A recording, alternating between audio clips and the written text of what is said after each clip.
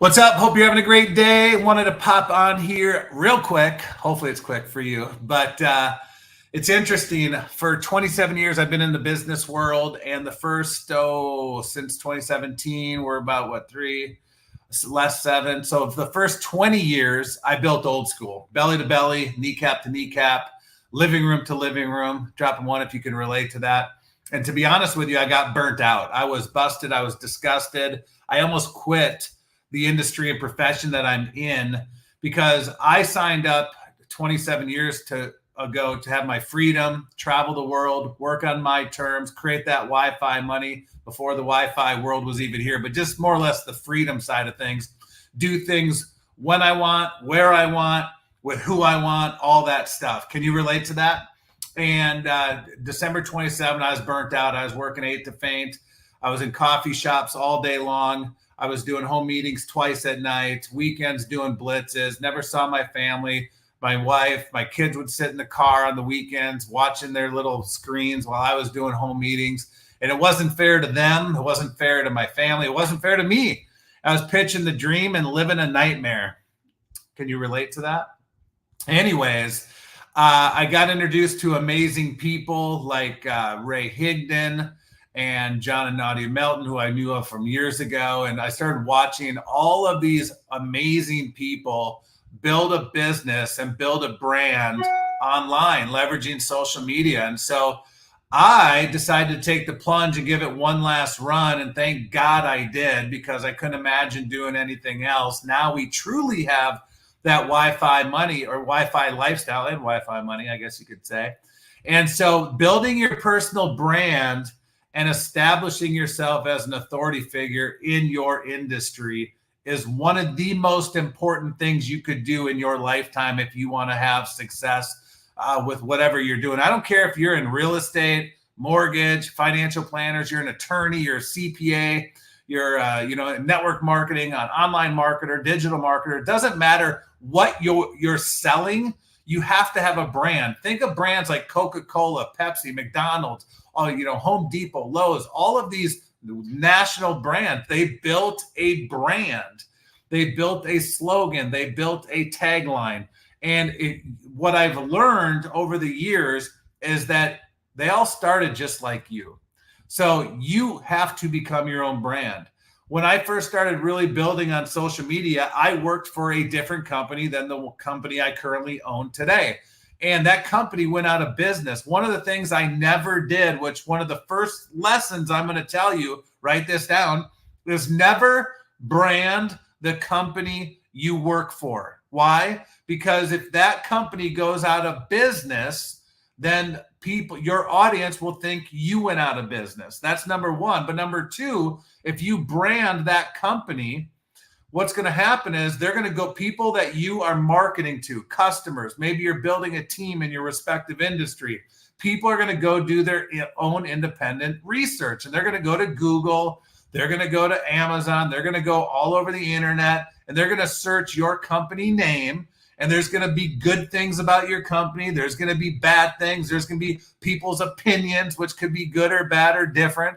But at the end of the day, they're going to do their own independent research. They're going to formulate their own opinion about your product, service, or opportunity. And now what you've just done is, instead of attracting them to you, you repelled them. And now they created what's called a preconceived idea about your company, your opportunity, your product, and you could have lost the best thing that ever happened to you. So first and foremost, when you're building a brand, you have to build your brand. Like today, I own a company, and I got to tell you, I see people in my company, affiliates, branding my name all over social media.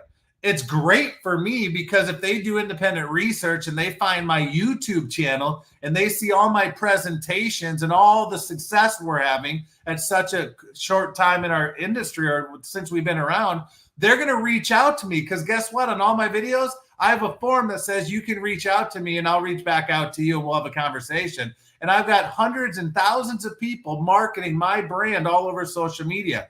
Great for the owners, not so great for them, because I don't know how they came across my brand, but I'm going to reach out to them. I'm going to have a conversation. I'm going to do a presentation. I'm going to find out their goals. and then I'm going to sign them up. So that's good for the company you work for, but bad for the individual in the industry. So rule number one, you need to brand yourself. Even if you don't own your own company, you might be an affiliate, or you might be in a network marketing company or a real estate company. Brand you, number one. All right. Now there's three things that I'm going to touch on very quickly that you want to get good at. And you can go on YouTube and type these topics in. You can go to Chat GPT and you can follow, go to my YouTube channel and find out more information. But there's three topics. First topic is consistent content creation. So every single day we have a DMO. DMO stands for daily method of operation. Every day, my number one goal is to show up regularly, add valuable content related to what I do, whether it's through blogs, or social media posts, videos, podcasts. The key, though, is being consistent every single day. So what I teach my team is we all have our favorite TV show or channel. Like I like ESPN. I'm a sports guy. Can you imagine ESPN ever going off the air? No, but they have reruns throughout the day, don't they? They don't have 24/7 of new exciting content. They rerun it throughout the day. So my challenge to you is you have to show up every day. Every single day, I post 3 to 5 stories. I also do a reel every day, some type of a video every day, and at least a static post. If you want to elevate it and attract more leads, you might do 2 or 3 reels a day or 2 or 3 videos a day or throw a live in. But all I can tell you is this: social media rewards you for showing up and be consistent and adding value to those platforms that you're on. That's the one thing you need to understand. And understand this: if you are not creating content, that means your competitions are looking at, basically the eyeballs are not on you, they're on the competition. So the more you're staying front of mind, the more the eyeballs are on you, the higher likelihood that they're going to buy from you or work from you. So you have to show up every day.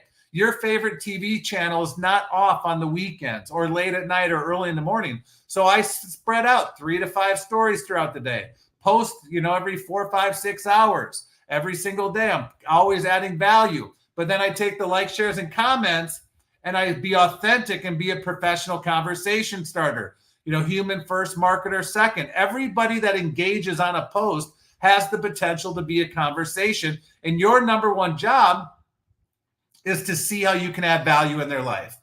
Now, the second part of that, and there's more to it. If you want to send me a request for my DMO video and my trackers and all the stuff, just get in my DMs and say, hey, send me your DMO and video on how to be successful in content creation. The second thing is be an authentic storyteller. Share your unique story, experiences, and insights to connect with your audience on a personal level. That's what you have to do. Authenticity right now builds trust, and I'm telling you, it helps you differentiate from your competition. So many people with AI technology is losing the authenticity. Say that 10 times fast. The more you can be authentic, humble, kind, genuine, don't just show your highlight reel, show your life reel. That is the key in drawing people into your story, into your life with everything you're doing. So be authentic. The third thing is engage with your audience. That's one of the parts I talked about, taking all the likes, shares, and comments. Actively participate in conversations with your audience. Don't just post and leave, and then you've got all these comments and you don't engage and acknowledge, because then people are going to stop engaging and acknowledging on your post. See, the more you give, the more you're going to receive. Respond to comments and messages, seek feedback, engage with your audience, humanize your brand, so that way you can foster that community and loyalty and trust with everything you're doing. Here's what I can tell you guys. There's billions of people on social media. Since 2017, I brought in well over 750 personal customers and over 2,500 referrals from all my companies that I've been a part of since December 17. Okay. That 99% of those people I did not know. They were cold strangers through social media, but I had a common interest. I got to know them, like them, trust them. They got to know me, like me, trust me. Would you agree that there's more people in the world you do not know than you do know? Think about that. So if you're building a business and you're just relying on the people in your phone, guess what? You're going to be out of business quick. But if you start with the people in your phone and inform them and educate them and make them aware of what your brand is doing, that's great. And then you can ask for referrals and build through those people. Trust me, it's very simple to do. And then you are constantly posting content on social to be seen, to create engagement, so you can start connections, to have conversations, so you can create conversions, so you can get commissions. Hello, that's what we all want. So you can go have some freedoms and travel. That is the key to having a brand on social media. I know this can be overwhelming at times. It was overwhelming for me. It still is at times. But just pick a lane. Just pick a lane. Now, you might be like, oh, I don't know if I can do reels. Listen, I didn't know if I could do reels. I didn't know if I could do lives. I can tell you, the first time I did a live, it sucked. The 50th time I did a live, it sucked. I've done hundreds of videos and lives, and guess what? Some of them still suck, but I don't care. I just keep going. We all started sucking. Eventually, you're going to get through to the other side. But if you never get started, one, you're going to miss out on opportunity. You're going to be where you're at. You're going to be stuck where you're at, and you'll always suck at the end of the game, at the end of the day. So my challenge to you is figure out what your mission statement is. Figure out what your brand is. Figure out what you want to stand for, what you want to emulate to the world, and then build a brand around that. That's how companies get started. We are in a digital world. We are in a world today, in my opinion, DJ's opinion, it is easier today to make money from home, from your smartphone, from anywhere around the world. If you're not making money online, it's pure laziness. It's pure laziness. You have to get out of your way. One of the other pet peeves I have right now, this is for a different conversation, is we're in the information age. Everybody's getting flooded with information, getting trained, mindset, motivation. You know what? You don't need motivation. You need to get the freaking work. That's what you need. You need to go into action. Quit getting numbed by all the information out there and getting trained. You're trained enough. What you need to do is get off the couch, get out in front of the computer, get off your ass, and get in the game and start working. You can't learn how to swim watching a YouTube video. You can't learn how to build a house watching a YouTube video. You can't learn how to drive a car when it's parked in the garage. You have to get into motion. You have to get into action, and it's going to be uncomfortable at the beginning, but it's going to be uncomfortable until you do it enough, until you're comfortable. Think about it. Before you walked, you didn't walk. It was uncomfortable. You fell. Can you imagine trying to walk and you fall and fall and fall and you're like, screw this shit. I'm not walking. I'm just going to crawl around. I'm 33 years old. I'm just going to crawl. That would be goofy. So just know you at everything, riding a bike, driving a car, writing, everything you've done in your life, you weren't good at it before you started. So the question I have for you is, when are you going to get started? Let's go.